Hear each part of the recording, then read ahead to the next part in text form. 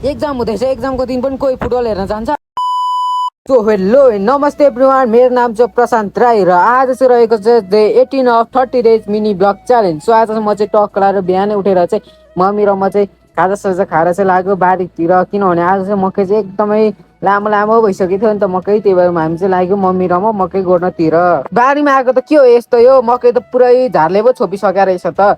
अनि सो त्यसपछि हामीले चाहिँ झार उखाल्न थाल्यौँ, किनभने यस्तो अवस्थामा त झारै झार भएको ठाउँमा त गोड्न मिलेन। अन्त सुरुमा चाहिँ हामीले यस्तो तरिकाले चाहिँ हामीले चाहिँ झार उखाल्न थाल्यौँ। अनि त्यसपछि झार उखालिसकेपछि चाहिँ हामीले चाहिँ बल्ल झार उखाल्दै खन्दै झार उखाल्दै खन्दै गर्दै थियौँ। हेर्न सक्नुहुन्छ हामीले चाहिँ यति झार उखालेर सक्यौँ। अनि त्यसपछि हामीले चाहिँ झार जति चाहिँ हामीले चाहिँ बोरामा र डोकोमा हाल्यौँ र हालिसकेपछि हामी चाहिँ लाग्यो घरतर्फ। हेर्न सक्नुहुन्छ टक्क लाएर म चाहिँ बोरा बोकेर घरतर्फ जाँदैछु। अनि त्यसपछि मैले चाहिँ टक्क लाएर घर जाने पुग्ने बित्तिकै चाहिँ मैले चाहिँ खाना खाएर चाहिँ लागेँ टुडिहेलतिर। अनि त्यसपछि म चाहिँ टुडिहेल पुगेँ।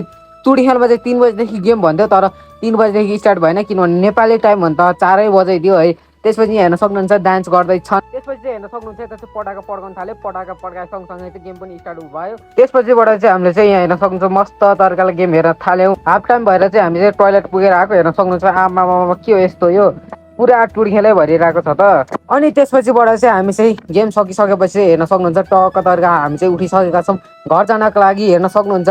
अनि त्यसपछि सो आजको लागि चाहिँ यति नै। हस्त टाटा बाई बाई गाइस, फेरि भेट्नेछ हामी नेक्स्ट भिडियोमा। हस्त टाटा बाई बाई गाइस।